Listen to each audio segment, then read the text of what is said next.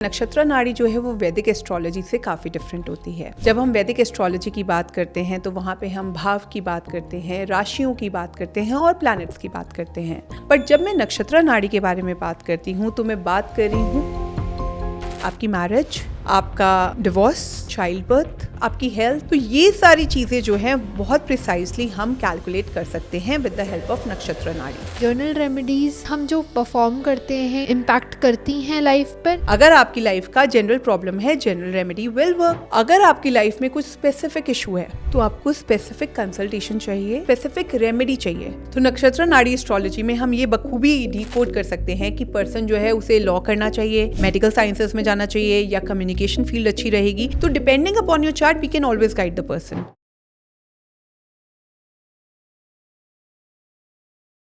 Astrology, हम हमेशा जब भी एस्ट्रोलॉजी की बात करते हैं कहते हैं एक गहरा समुंदर है जिसके अंदर हम जितना जाते जाएंगे हमें उतनी ही गहराई के बारे में पता चलता जाएगा। एस्ट्रोलॉजी एक बहुत वास्ट सब्जेक्ट है जिसमें बहुत अलग अलग ब्रांचेस हैं। अगर हम बात करें वैदिक एस्ट्रोलॉजी की, हम बात करें केपी एस्ट्रोलॉजी, हम बात करें भृगुनंदी नाड़ी, और बहुत सारे अलग अलग एस्पेक्ट हैं, अलग अलग ब्रांचेस हैं इनकी। और आज हम बात करने वाले हैं उसी की एक पर्टिकुलर ब्रांच के बारे में, दैट इज़ नक्षत्र नाड़ी एस्ट्रोलॉजी। ये है क्या, कैसे काम करती है, हमारी लाइफ में सबसे major 3 aspect relationship, health and wealth, इसको कैसे दिखाती है। और अगर हम जानना चाहें कि हमारी लाइफ में कुछ ऐसे इवेंट्स आ रहे हैं जो हमारी लाइफ में फ्रूटफुल रहेंगे भी या नहीं, तो क्या हम नक्षत्र नाड़ी से ये सब पता कर सकते हैं। बहुत इंटरेस्टिंग टॉपिक है आज का, तो हमारे साथ लास्ट तक जुड़े रहिए। और अगर आपको पसंद आता है तो लाइक, कमेंट, शेयर भी करें और चैनल को ज़रूर सब्सक्राइब भी करें। तो चलिए मैम से ही जानते हैं। वेलकम टू एस्ट्रो सूत्र बाय मेघा जी। वेलकम मैम, कैसे हैं आप। हाय ज्योति, मैं अच्छी हूँ, आप कैसे हैं। बिल्कुल बढ़िया मैम।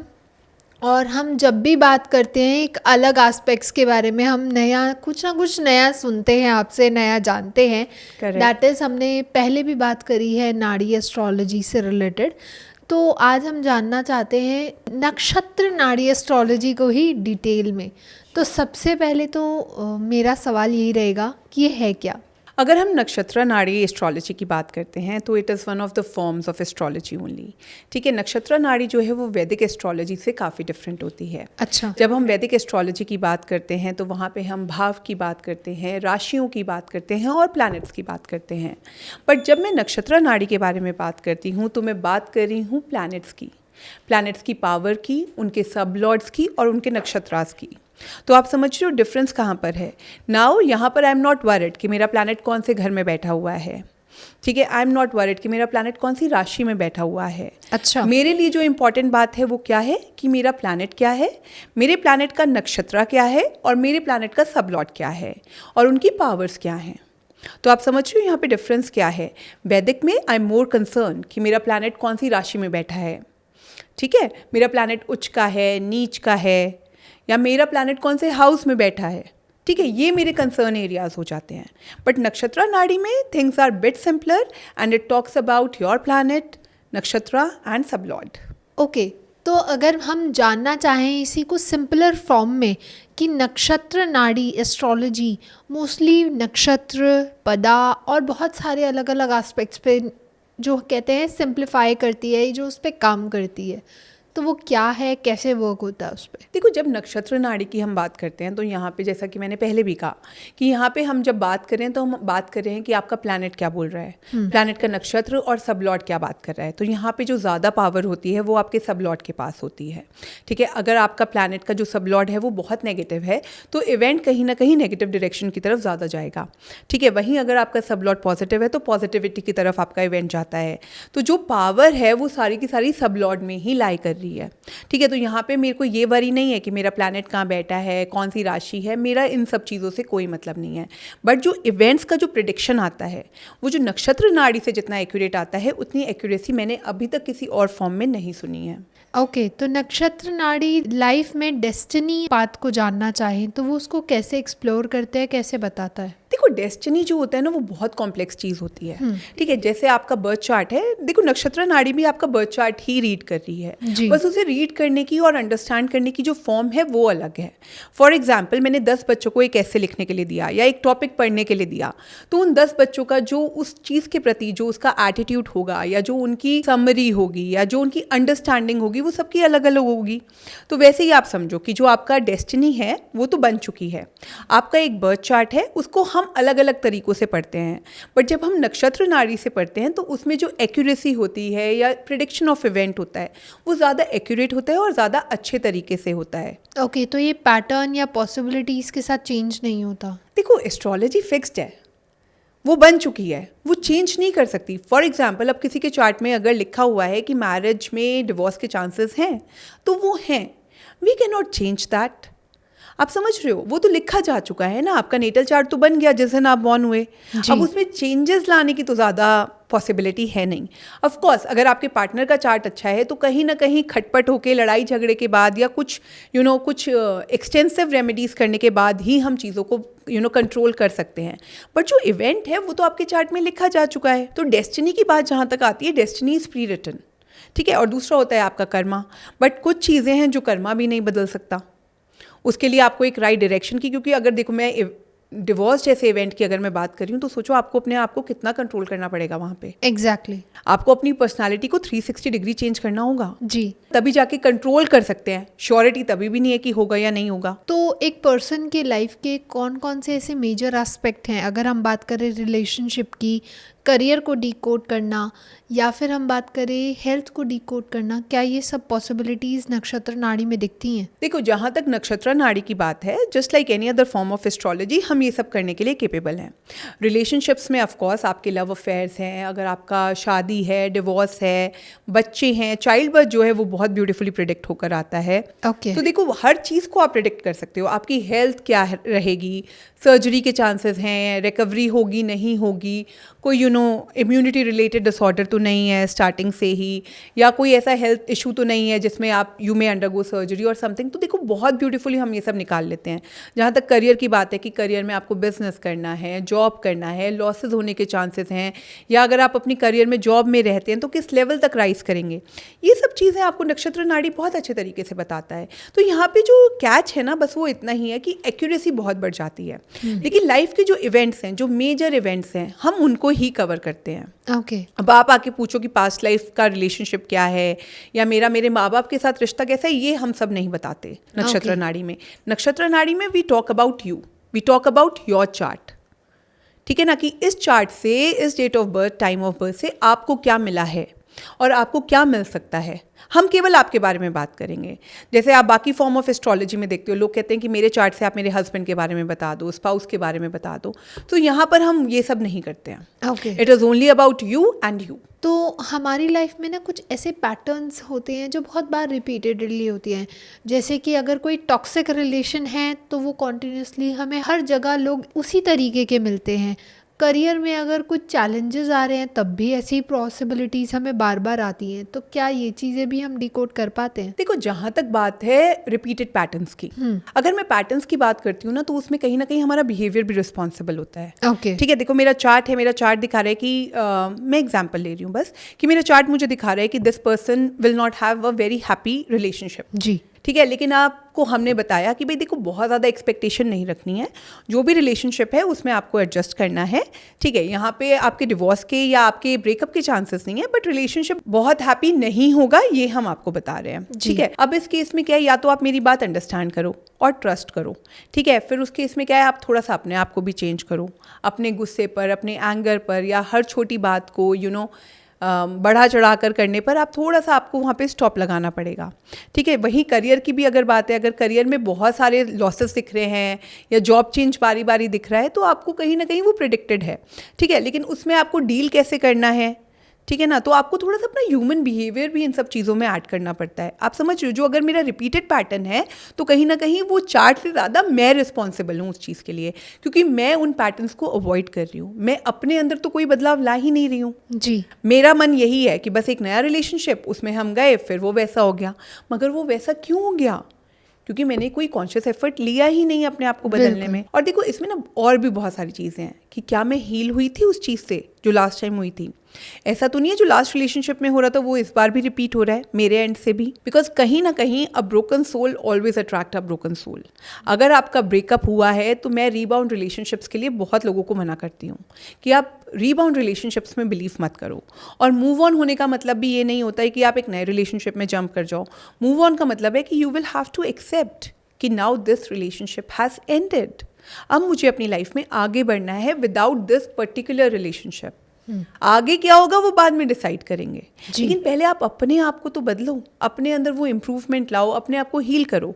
वहीं जॉब के साथ भी ऐसा ही होता है। अगर आपने जॉब में कुछ मिस्टेक करी या आपको लग रहा है कि मैंने लास्ट टाइम बहुत जल्दी चेंज कर ली थी, अब फिर आप इतने अनसर्टेन हो गए हो चीज़ों को लेके या इतने अग्रेसिव हो गए हो, नहीं आई वांट अ चेंज, तो देखो यहाँ पे अपने आप को भी कंट्रोल करना पड़ता है। चार्ट एक चीज़ है लेकिन आपका बिहेवियर भी इक्वली इंपॉर्टेंट होता है। अगर ये नहीं होता तो फिर कर्मा का तो कोई रोल ही नहीं था ना। बिल्कुल फिर सही। कर्मा तो आउट ऑफ पिक्चर हो जाता। फिर तो हम हर चीज़ कहते कि एवरीथिंग इज प्री रिटन।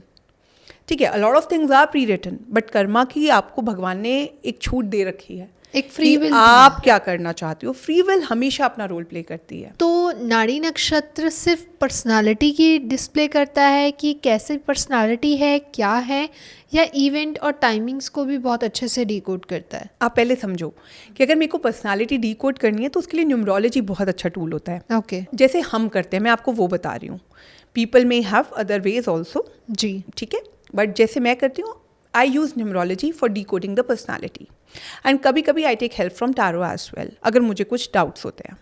ठीक है, जहाँ तक बात करिए आपने पर्सनालिटी की, उसके लिए मैं यूजुअली एस्ट्रोलॉजी को यूज़ नहीं करती हूँ। ओके। लेकिन अगर कुछ बिहेवियरल पैटर्न्स हैं, सुसाइडल थॉट्स चेक करने के लिए, पर्सन के अंदर अग्रेशन का लेवल चेक करने के लिए, या किसी भी चीज़ की एक्सट्रीम को आइडेंटिफाई करने के लिए, then of course I take help from astrology. बाकी अगर हम नक्षत्र नाड़ी की बात करते हैं तो ये आपके लाइफ के इवेंट्स कौन से हैं, आपकी लाइफ के मेजर इवेंट्स, आपकी मैरिज, आपका डिवोर्स, ठीक है, चाइल्ड बर्थ, ठीक है, देन आपका लिटिगेशन, ठीक है, प्रॉपर्टी परचेज, आपका travel, these are the major events of life, आपकी हेल्थ। तो ये सारी चीज़ें जो हैं बहुत प्रिसाइजली हम कैलकुलेट कर सकते हैं विद द हेल्प ऑफ नक्षत्र नाड़ी। ओके। सो इन सब चीज़ों के लिए it's a extremely good tool and accuracy भी काफ़ी हद तक, मुझे तो लगता है 99% काफ़ी एक्यूरेट है ये। तो मैम, जैसे हम वैदिक एस्ट्रोलॉजी के बारे में जानते हैं कि प्लैनेट्स कभी उच्च के होते हैं, कभी नीच के होते हैं, कभी वो रेट्रोग्रेड हो जाते हैं, तो कभी उनकी दृष्टि मैलेफिक प्लैनेट्स के साथ होती है और रिजल्ट्स में काफ़ी ड्रास्टिक चेंजेस आ जाते हैं। करेक्ट। तो क्या नाड़ी नक्षत्र में भी ऐसा कुछ है? देखो, जब हम नक्षत्र नाड़ी की बात करते हैं तो ना हम प्लैनेट के उच्च होने की बात करते हैं ना नीच होने की बात करते हैं। जो हमारा फोकस रहता है वो रहता है प्लैनेट की पावर पर, प्लैनेट के नक्षत्र की पावर पर और उसके सबलॉट की पावर पर। और जैसा मैंने अभी कहा, जो सबसे ज़्यादा इंपॉर्टेंट होती है या मेन रोल प्ले करती है वो होती है सबलॉट की पावर। तो अगर आपका टाइम बिल्कुल एक्यूरेट है तो आपकी जो प्रेडिक्शन है वो भी एक्यूरेट ही आएगी। ओके। ठीक है, और हमारे यहाँ पे प्लैनेट्स के रेट्रोग्रेड होने का कोई खास असर नहीं होता। बट अगर दृष्टि की बात करते हैं तो ऑफ कोर्स अगर हम हेल्थ कैलकुलेट कर रहे हैं या हम ट्रांजिट कैलकुलेट कर रहे हैं तो कहीं ना कहीं दृष्टियाँ अपना रोल प्ले करती हैं। सो दृष्टियाँ are equally important. But if I talk about the उच्च और नीच का प्लैनेट, तो that is not the concept that we adhere by in nadi nakshatra astrology. Okay. तो क्या नाड़ी नक्षत्र एस्ट्रोलॉजी में हम किस डायरेक्शन में हमें ग्रोथ मिलेगी ये जान सकते हैं? डायरेक्शन का मतलब है कि बिजनेस में या करियर में, कि बिजनेस करें, जॉब करें या क्या करें। देखो, ऑफ कोर्स अगर हम एस्ट्रोलॉजी की बात करते हैं तो एस्ट्रोलॉजी अपने आप में काफ़ी कॉम्प्लेक्स और काफ़ी कॉम्प्रिहेंसिव टूल हमको दिया गया है टू डीकोड कि हम अपनी लाइफ में क्या कर सकते हैं और कैसे अचीव कर सकते हैं। जी। ठीक है, अगर जहाँ तक बात है करियर की, तो नक्षत्र नाड़ी एस्ट्रोलॉजी में हम ये बखूबी डीकोड कर सकते हैं कि पर्सन जो है उसे लॉ करना चाहिए, मेडिकल साइंसेस में जाना चाहिए, या कम्युनिकेशन फील्ड अच्छी रहेगी, या फिर उसे ग्लैमरस इंडस्ट्रीज में जाना चाहिए। तो depending upon your chart we can always guide the person. तो ये बहुत अच्छे से और बहुत एक्यूरेटली हम आपको बता सकते हैं कैलकुलेट करके कि आपको क्या लेना चाहिए। और दूसरी बात ये होती है कि इसमें कितना सक्सेस आपको मिलेगा, ठीक है, और कितनी ऊंचाइयों तक आप जाओगे। ओके। है ना, तो ये सारी चीज़ें हम बखूबी यहाँ पे डीकोड कर पाते हैं और क्लाइंट को हम गाइडेंस भी दे पाते हैं। ओके। करियर, मैरिज, हेल्थ, ऐसे जो मेजर एस्पेक्ट हैं इनकी एक्यूरेसी कितनी रहती है नक्षत्र नाड़ी में? देखो, अगर आपने अपने बर्थ का टाइम एक्यूरेट दिया है तो मैं तो 99 to 100% मैं मानती हूँ कि एक्यूरेसी होती है। ओके। ठीक है, चाहे वो आपका करियर है, चाहे वो हेल्थ है। देखो, हेल्थ की बात ऐसी होती है कि कभी कभी हेल्थ में क्या होता है, फ्री विल, जैसे अभी हम बात कर रहे थे। फॉर एग्जांपल, मेरे चार्ट में है कि मेरे को कोई इम्यूनिटी रिलेटेड इशू हो सकता है, या बाय जैसे फैमिलीज़ में डिजीजेस रन करती हैं, बीपी है, डायबिटीज़ है, लेकिन मैं अपना सेहत का ध्यान बहुत रखती हूँ, तो वो मेरी फ्री विल हो गई। तो हो सकता है वहाँ पे मुझे कुछ ना कुछ बचाव मिल जाए। बट बिसाइड्स दैट अगर आप देखो तो आपको हर चीज़ का एक्यूरेट आंसर ही मिलता है नक्षत्र नाड़ी में। ओके। कभी कभी जैसे मेरे पास क्लाइंट्स आते हैं, उनके हम चार्ट्स देखते हैं डिवोर्स केसेस के लिए, जैसे, या कई लोग डिवोर्स कंसिडर कर रहे होते हैं या सेपरेशन मोड में होते हैं। उन सब केसेस में नक्षत्र नाड़ी का रोल मैंने बहुत अच्छा देखा है। अच्छा। ठीक है, जैसे कई लोगों से आप पूछो कि आपने अपना चार्ट नहीं दिखवाया था बिफोर मैरिज, तो लोग बोलते हैं कि दिखवाया था, 26 गुण मिले, 27 गुण मिले। देखो, उससे गुण मिलान से मैरिज तो नहीं चल पाई ना, लेकिन जब हम चार्ट देखते हैं हम बता देते हैं कि देखो ये तो चलनी ही नहीं है। तो नॉर्मल चार्ट रीडिंग और नक्षत्र नाड़ी चार्ट रीडिंग में क्या डिफरेंस है मेनली? देखो, वही जो वैदिक में और नक्षत्र नाड़ी में डिफरेंस है, वही डिफरेंस है। बट यहाँ पे जो इवेंट्स हैं उनको कैलकुलेट करने का जो तरीका है वो थोड़ा अलग है एज कम्पेयर टू द वैदिक एस्ट्रोलॉजी। ओके। ठीक है, लेकिन एक्यूरेसी हमारे इसमें ज़्यादा आती है। जैसे किसी क्लाइंट ने बोला, मैम मेरी 3rd मैरिज हुई है, still I am facing problem. अब वहाँ पे देखो, जो प्लैनेट का जो पावर हमें दिख रहा है, हमें पता है कि आप 3rd नहीं, आप कोई भी मैरिज कर लो, it will not work out. Okay. ठीक है ना। लेकिन जब आप उनसे पूछो चार्ट दिखाया था, तो लोग कहते हैं कि हाँ दिखाया था। तो फिर ये क्वेश्चन हमें भी आता है कि कहाँ दिखाया था, क्योंकि हमारे हिसाब से तो क्लियरली प्रेडिक्टेड है कि वर्कआउट होने में बहुत दिक्कत है। टिल द टाइम मैंने हस्बैंड का चार्ट नहीं देखा, अगर मैं वाइफ का चार्ट देख रही हूँ, इफ इट इज डिस्टर्ब, जी, है ना, तो आप समझ रहे हो कि किस लेवल की एक्यूरेसी मिलती है आपको। अगर हम कह रहे हैं कि मैरिज वर्कआउट होने में दिक्कत है, तो मतलब आप थोड़ा सा, मतलब the person should pay heeds कि वाक्य में ही दिक्कत आने वाली है शायद। जी। So this is the level of accuracy. अगर आपका टाइम ऑफ बर्थ बिल्कुल एक्यूरेट है ना, मैं आपको बता रही हूँ, रिजल्ट्स बहुत ब्यूटीफुल आते हैं, बहुत ब्यूटीफुल। ओके। तो दशा, अंतरदशा, क्या इनका भी मेन रोल होता है? ऑफ कोर्स, देखो, अगर आप नक्षत्र नाड़ी कर रहे हो तो वहाँ पे हम दशा, भुक्ति और अंतरा को बहुत इंपॉर्टेंस देते हैं। आपकी लाइफ के जो मेजर इवेंट्स होते हैं वो आपकी दशा, भुक्ति, अंतरा पे ही डिपेंडेंट होते हैं।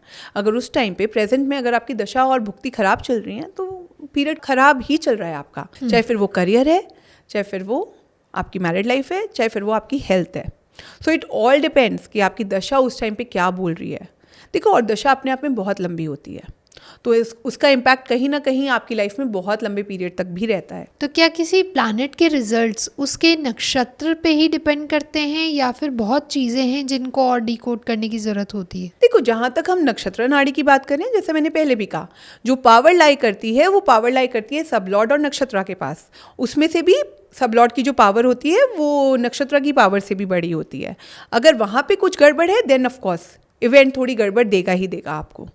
ठीक है ना। तो आपको ये समझने की ज़रूरत है कि इसका फॉर्मेट क्या है। फॉर्मेट है पावर चेक करना। किसकी पावर चेक करनी है मुझे? प्लैनेट की, नक्षत्र की और सब लॉर्ड की। अगर वो पावर पॉजिटिव आ रही है, इवेंट पॉजिटिव है मेरा। अगर पावर नेगेटिव है तो प्लैनेट मेरा नेगेटिव है for that particular event. Okay. ठीक है ना। तो ये मुझे देखना पड़ेगा, और फिर इसमें दशा, भुक्ति, अंतरे का रोल आ जाएगा कि किस टाइम पे वो दशा आ रही है, किस टाइम पे वो प्लैनेट आ रहा है उस दशा में, भुक्ति में या अंतरा में। अगर बहुत गड़बड़ वाला प्लैनेट है और वो अंतरा में आ रहा है, वो गड़बड़ देकर जाएगा आपको। जैसे कभी कभी होता है मैरिजेस में, मैं लोगों को बोलती हूँ कि दिस इज द पीरियड जहाँ पे you have to be really careful, वरना आपको इश्यूज हो जाएंगे। एंड एक्चुअली मैं बोलती हूँ, मैं, क्योंकि हमें दिख रहा है ना, वो यहाँ पे जो प्लैनेट है वो कुछ खराब करने ही आया है, तो फिर वो हो गई गेम। तो मैम, जैसे आज हम बात करते हैं मैरिज की ही, तो पर्टिकुलरली दो इंसान रिलेशनशिप में आ रहे हैं, तो सबसे पहले घर वाले कहते हैं कुंडली मिला लो, गुण मिला लो। इवन भगवान श्री राम के 36 में 36 गुण मिले थे, तब भी वो साथ नहीं रह पाए। तो क्या ये रियली गुण मिलान काम करता है? देखो यार, आज तक अभी तक मुझे लगता है इंडिया में जितनी भी शादियां हुई होंगी ना, उसमें 80-90% केसेस में तो गुण मिलान हुआ होगा। ठीक है, specially I am talking about the Hindu community. लेकिन अगर मैं जैसे आजकल के चार्ट्स देखती हूँ, तो मुझे कभी कभी लगता है जो गुण मिलान है वो इतना इफेक्टिव नहीं है। क्योंकि जैसे जैसे हम लाइफ में बाकी चीज़ों में इवॉल्व हो गए हैं, जैसे जैसे बाकी चीज़ें बदल गई हैं, कहीं ना कहीं मुझे लगता है कि आपकी जो एस्ट्रोलॉजिकल नीड्स हैं वो भी बदल गई हैं। फॉर एग्जाम्पल, अगर आज मैं कुंडली मिलान करती हूँ, तो गुण मिलाने से मुझे क्या समझ में आ रहा है? कुछ भी नहीं। अगर आप एक समझो कि आप एक यंग गर्ल हो, मैंने आपको बोला गुण मिल गए हैं, आपने घर में सुन रखा है कि गुण मिलते हैं, लेकिन उससे आपको क्या समझ में आया? कुछ भी नहीं। कुछ भी नहीं। आपको नहीं पता क्या मिला क्या नहीं मिला। ठीक है। अब अगर मैं मॉडर्न एस्ट्रोलॉजी की बात करती हूँ और मैं आपसे बोलती हूँ कि हमने चार्ट्स चेक करे हैं, इसमें आप क्या चेक करवाना चाहोगे अपने पार्टनर में? अगर एक मैं मॉडर्न लड़की से पूछूं भाई आप क्या चाहते हो, या एक मॉडर्न लड़के से पूछूं, तो जवाब यही आएगा कि एक्स्ट्रा मैरिटल अफेयर नहीं होना चाहिए, डिवोर्स नहीं होना चाहिए, ठीक है, ऐसा ना हो कि पर्सन बहुत ही गुस्से वाला हो जिससे मेरी लाइफ बहुत डिस्टर्ब्ड रहे, ठीक है, ऐसा ना हो कि उसे लॉसेस हो जाएं। कभी कभी अरेंज मैरिजेस में ऐसा भी देखा जाता है कि जो इन्फो दी जाती है वो करेक्ट नहीं होती है रिलेटेड टू करियर और रिलेटेड टू एजुकेशन। तो कहीं ना कहीं आपका एक कंसर्न वो भी बनता है if you are going for arrange marriage. उसके बाद आपका कंसर्न होगा कि इसे कोई हेल्थ इशू तो नहीं है, बिकॉज आजकल हम सबको पता है हेल्थ इश्यूज़ कभी भी आ जाते हैं। Even the young people they go through so much, ठीक है। अब ऐसा तो नहीं है कि वो अचानक से आ गया, देखो किसी किसी चार्ट में हो सकता है कि अचानक से आ गया हो, बट किसी किसी केस में चार्ट में बिल्कुल क्लियरली इंडिकेटेड होता है। फिर आपका क्वेश्चन होगा कि चाइल्ड बर्थ हो पाएगा, ठीक है ना। These are the things which you want to know, ठीक है। यहाँ से आपको पता चलेगा कि भाई मेरी मैरिज कैसी रहेगी, बिकॉज ये सब चीज़ें हैं जो मैरिज को, रिश्ते को इम्पैक्ट करेंगी। एग्जैक्टली ये भी चाहते हैं कि फाइनेंशियल स्टेबिलिटी रहे शादी के बाद। कोर्स ये ऐसा तो नहीं है कि भाई इसके बाद आज बिजनेस बहुत अच्छा है, ऐसा तो नहीं है कल को मतलब टाटा बाय बाय हो जाएगी फिनेंसेस की और मैं ऐसी बैठी रह जाऊंगी। एग्जैक्ट है ना। देखो बहुत सारी चीज़ें हैं जो आप जानना चाहते हो। बिल्कुल। अब इन सब बातों का जो जवाब है वो आपको हमारे पास मिलता है जब हम आपका चार्ट देखते हैं, आपके पार्टनर का चार्ट देखते हैं, तब हम आपको ये बताते हैं ओके कि क्या पार्टनर के एक्स्ट्रा मैरिटल अफेयर में जाने के चांसेस हैं, क्या फिर आपका पार्टनर जो है वो हेल्दी है या नहीं है, या उसने जो एजुकेशन क्वालिफिकेशन बताई है क्या वो रेलिवेंट दिख रही है एज पर दी चार्ट, या फिर चाइल्ड बर्थ की चांसेस बनते हैं या आपको उसके लिए मेडिकल हेल्प का सहारा लेना पड़ेगा। देखो these are the things which you would like to know, ठीक है ना। वहाँ पे आपको समझ में आएगा कि मैं एक्चुअली में शादी के लिए कुछ चेक कर रही हूँ। गुण मिलाने से क्या पता चल गया, आपको नहीं पता कौन सा गुण मिला या नहीं मिला। और ऐसा नहीं है जिन लोगों के गुण मिलाने के बाद शादियाँ हुई हैं all the marriages are successful, failure rate तो हम उसमें भी देख रहे हैं, है ना। और अगर मैं आजकल की सोसाइटी की बात करूँ, the people who are married for 10, 15, 20 years, most of the marriages are running because of the families reputation और किड्स मेंटल हेल्थ और समथिंग ऑफ दैट सॉर्ट, है ना। तो आप समझो कि अगर एक मॉडर्न लड़का हो या मॉडर्न लड़की हो तो आप इन सब बातों में ज़्यादा इंटरेस्टेड हो, चाहे वो लव मैरिज ही क्यों ना हो, तभी भी कहीं ना कहीं लॉयल्टी आज एक बड़ा क्वेश्चन बना हुआ है सोसाइटी के लिए। बिल्कुल सही है ना। तो आप ये सब जानना चाहते हो तो इन सब बातों के आंसर मिलते हैं आपको हमारे पास। ओके तो अगर मैं बात करूं डाइवोर्स की, तो क्या क्या ऐसे कॉम्बिनेशन या क्या चीज़ें आप चेक करते हैं अपनी नाड़ी नक्षत्र एस्ट्रोलॉजी के बेस पे? देखो जैसे हमने कहा कि नाड़ी नक्षत्र एस्ट्रोलॉजी में एक तो हम प्लैनेट, नक्षत्र और सब लॉर्ड को ही पावर को चेक करते हैं।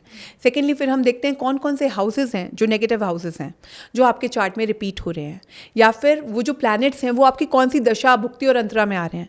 फॉर एग्जाम्पल अगर आपका जो शादी के लिए नेगेटिव प्लैनेट है वो आपकी करंट दशा में आ रहा है तो कहीं ना कहीं वो मैरिज के लिए पहले ही एक हर्डल है, वो वहाँ पे प्रॉब्लम क्रिएट करेगा ही करेगा। तो डिवोर्स तो बहुत दूर की बात है, पहले वो मैरिज होने में ही अपना हर्डल क्रिएट कर देगा। जी आप समझ रहे हो किस तरीके से ऑपरेट करती हैं चीज़ें, ठीक है। अगर किसी के चार्ट में नेगेटिव प्लैनेट्स का रेपिटेशन बहुत ज़्यादा है और करंट डीबीए भरा हुआ है उससे, तो मैरिज होना नेक्स्ट टू इम्पॉसिबल हो जाता है। ओके ठीक है ना। आप समझो कभी कभी हम लोगों को ये बोलते हैं कि आपकी दशा निकल जाए उसके बाद मैरिज के योग बनेंगे, तो लोग बोलते हैं हम 10 साल, तो हम बोलते हैं हाँ कि वर्कआउट होगा ही नहीं। तो आप समझ रहे हो किस तरीके से काम करता है ये, लेकिन ये कहीं ना कहीं आपकी लाइफ को सेफ गार्ड करता है। फॉर एग्जाम्पल आप जबरदस्ती मैरिज कर भी लो, अगर वो वर्कआउट नहीं हो रही है तो भी तो प्रॉब्लम है। एग्जैक्टली तो why not wait for the right time. But ma'am जब हम एस्ट्रोलॉजी की बात करते हैं तो एस्ट्रोलॉजी में इन चीज़ों को, हर्डल्स को थोड़ा सा सप्रेस करना, थोड़ा सा उसको बाईपास करने के लिए रेमेडीज भी तो हैं। देखो मैम बाईपास नहीं कर सकते आप कुछ भी, आप उसे क्योर करने की कोशिश करते हो, रेमेडीज़ का इस्तेमाल करते हो, लेकिन रेमेडीज़ किस चीज़ में कर सकते हो आपको ये भी तो देखना पड़ेगा मैम। जी विधाता का लिखा थोड़ी बदल देंगे हम, फिर तो भगवान ने लिखा हमने इरेज करके कुछ और लिख दिया, फिर तो हम भगवान का दूसरा रूप हो गए ठीक है ना, फिर तो बात ही खत्म हो गई, फिर तो प्रॉब्लम्स हैं ही क्यों। ठीक है, देखो अगर कुछ प्रॉब्लम्स है, कभी कभी है कि भाई कुछ कंजंक्शंस गलत बन रहे हैं, कुछ प्लैनेट्स हैं जिनको यहाँ से रिमूव करने की ज़रूरत है, ठीक है, तब हम रेमेडीज़ का इस्तेमाल करते हैं। लेकिन अगर एक चार्ट है जो बिल्कुल ही किसी इवेंट के लिए नेगेटिव है मैम, मैं उसे कम्प्लीटली पॉजिटिव कैसे कर सकती हूँ? आप एक बात बताओ, करना होता तो ईश्वर ही कर देते। बिल्कुल ठीक है ना। तो रेमेडीज़ जो है वो हिस्सा है, इम्पॉर्टेंट पार्ट है। फॉर एग्जाम्पल अगर आपके रिलेशनशिप में खटपट चल रही है, ठीक है, देखो हम पूरी रिमूव करा देंगे ये तो हम नहीं कहते, लेकिन अगर आपके रिलेशनशिप में बहुत ज़्यादा प्रॉब्लम्स, मतलब हमें दिख रहा है कि डिवोर्स तो नहीं हो सकता लेकिन खटपट चल रही है, तो रेमेडी मैम वहाँ पे बहुत काम करती है अच्छा। कि वो खटपट ख़त्म करवा दें, घर में थोड़ा सा शांति ले आएँ, ताकि घर वालों का और बच्चों का और फैमिली मेम्बर्स का जो मेंटल बैलेंस है वो ना बिगड़े। ठीक है, लेकिन आप समझ रहे हो कि रेमेडीज़ की भी एक लिमिटेशन है। Remedies are like medicine. आप किसी को क्योर कर सकते हो, मतलब आप कुछ एक्सटेंड तक क्योर कर सकते हो, लेकिन पूरा 100% तो नहीं हो सकता, बिल्कुल सही। स्पेशली इन द केसेस जहाँ पे चार्ट बहुत एक्सट्रीम पर गया हुआ है। तो आपने ऐसे केसेस देखे हैं? ऑफ कोर्स, तो कोई अगर आप शेयर कर पाए। There was a boy who came to me and he was looking for a serious relationship. ठीक है, तो he came for a tarot session. ठीक है, तो फिर क्या हुआ कि मैंने बोला कि ठीक है, the girl has moved on, she doesn't want to be in touch with you. तो उसने मुझे एक बात बोली कि मैम मेरे साथ ना ये 3rd टाइम हो रहा है। जब लोग मुझे बोलते हैं ना ये 3rd टाइम हो रहा है, 2nd टाइम हो रहा है, तो मैं उनका एस्ट्रोलॉजिकल चार्ट ज़रूर चेक करती हूँ, क्योंकि देखो ये रिपीटेड पैटर्न है, फिर मतलब चार्ट में कुछ ना कुछ आपको ज़रूर मिलेगा। तो जब मैंने उसका चार्ट खोला तो मैंने देखा कि it was completely negative for love, relationship and marriages. Okay. Very good chart for career, very good chart for cracking competitions, but a very bad chart for marriage. ठीक है, तो जब मैंने देखा वो चार्ट कम्प्लीटली ही नेगेटिव था and he asked me ma'am क्या कुछ कर सकते हैं। Believe you me, I could not से कि येस कुछ कर सकते हैं, क्योंकि पॉसिबिलिटी ही नहीं दिख रही थी। आप समझ रहे हो कि अगर नेगेटिव के साथ कुछ पॉजिटिव इवेंट्स भी हैं तब तो फिर भी हम कुछ कर सकते हैं, but if the chart is like completely denying the event, उन केसेस में रेमेडीज भी कम ही वर्क करती हैं। आप समझ रहे हो कि बिल्कुल नेगेटिव को पॉजिटिव लेके आना, और वो भी मैरिज जैसे इवेंट में, बहुत डिफिकल्ट हो जाता है। ओके। तो मतलब ऐसे मेजर इश्यूज पे जो रिपीटेड पैटर्न्स हैं, हम उसकी रूट कॉज तक जा सकते हैं नाड़ी नक्षत्र में। देखो रूट कॉज है, एक तो आपका बिहेवियर, एक आपकी कुंडली होगी। अगर आपका बिहेवियर खराब है, that can be fixed to a certain extent. अगर आपका चार्ट बिल्कुल ही डिनाइल में है, फॉर एग्जाम्पल अगर केवल मेरी अभी ये अंतरा खराब है या मेरी दशा खराब है, तो हम आपको बोल देंगे कि दशा निकलेगी उसके बाद आपका ठीक हो जाएगा, नथिंग टू वरी। लेकिन अगर पूरा चार्ट ही नेगेटिव है, like I was talking about that boy, मतलब उसमें बिल्कुल भी, मतलब आप समझ रहे हो एक आयोटा भी नहीं था पॉजिटिवनेस का फॉर द रिलेशनशिप्स, तो ऐसे केसेस में आप कैसे बोल दोगे?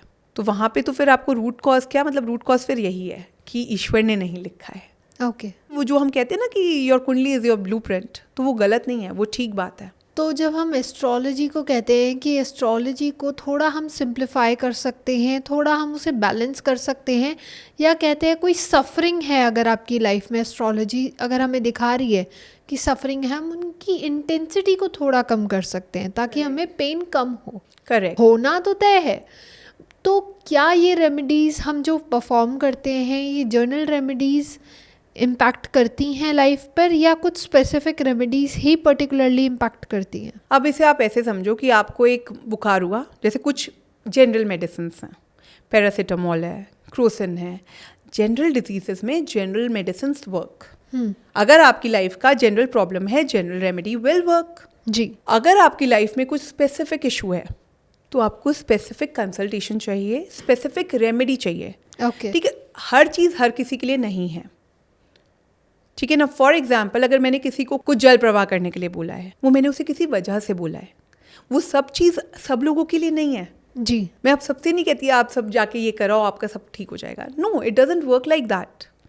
चार्ट है, चार्ट में मुझे देखना है कि क्या चल रहा है, कैसे चल रहा है, किसको नीड है, किसको नीड नहीं है, उसके हिसाब से रेमेडीज देते हैं ना। देखो अगर आपका प्रॉब्लम स्पेसिफिक है तो जनरल मेडिसिन से तो जनरल वाला ही रिजल्ट मिलेगा। अगर किसी को कोई स्पेसिफिक प्रॉब्लम है ना ma'am, you always need a specific solution for that. देखो जनरल का काम तो फिर जनरल वाला ही होगा, उससे आपको जनरल रिलीफ ही मिलेगा, बट जी। परमानेंट सोल्यूशन के लिए आपको एक पर्सनल कंसल्टेशन बहुत नीडेड है, और पर्सनल कंसल्टेशन में पर्सनल रेमेडीज की बहुत नीड होती है। ओके। ठीक है ना, बिकॉज हर किसी का प्लैनेट एक तरीके से बिहेव नहीं कर रहा। जी। हो सकता है किसी को बहाना और किसी को गाड़ना हो, वी डोंट नो दैट। तो मैम जाते जाते जो लोग नाड़ी नक्षत्र एस्ट्रोलॉजी को एक एडवांस लेवल एस्ट्रोलॉजी समझते हैं, आप उस पर्सपेक्टिव में उन्हें क्या समझाना चाहेंगे? देखो एडवांस है या नहीं है ये तो मैं नहीं कह पाऊंगी, बट एक्यूरेसी मैंने इस एस्ट्रोलॉजी की बहुत अच्छी देखी है। तो मेरे एक्सपीरियंस से it is a very accurate form of astrology. ठीक है, अगर आप अपनी लाइफ के मेजर इवेंट्स को लेके प्रेडिक्शन चाहते हो, या आप अच्छा match making, modern day match making चाहते हो, या फिर आपके कंसर्न्स हैं related to divorce, child birth, या फिर अबाउट योर करियर, तो ये बहुत अच्छा टूल है। इतना मैं आपसे कह सकती हूँ कि अगर आप इससे प्रिडिक्शन लेते हो, गाइडेंस लेते हो, तो ये आपको डेफिनेटली हेल्प करता है। ओके ठीक है ना, बहुत सारी चीज़ें हैं शायद आपको अलग लगेंगी हमसे सुनने के बाद, बट तभी भी मैं कहूँगी कि ये ट्राई करना तो बनता है। बिल्कुल। It is a very very good tool, very promising tool in fact. Okay, thank you so much ma'am, बहुत मज़ा आया आज आपसे बात करके एंड आई होप आपको भी आया हो। श्योर। तो ऐसे ही मिलते रहेंगे, बहुत सारे ऐसे टॉपिक्स हैं जिन्हें हम एक्सप्लोर करते रहेंगे ऐसे ही। तो अगर आप लोगों को भी पसंद आया तो लाइक कमेंट शेयर सब्सक्राइब ज़रूर करें। एंड अगर अभी भी आपके कोई क्वेश्चन रह गए हैं या आप कोई टॉपिक्स को सजेस्ट करना चाहते हैं तो नीचे कमेंट सेक्शन में आप अपना प्यार बरसा सकते हैं, हमें टॉपिक्स के बारे में बता सकते हैं, अपने क्वेश्चंस के बारे में बता सकते हैं, ताकि आगे आने वाली सीरीज़ में हम उन सबको ज़रूर कंसीडर कर पाएँ। तब तक के लिए stay happy, stay safe. Thank you ma'am. Thank you.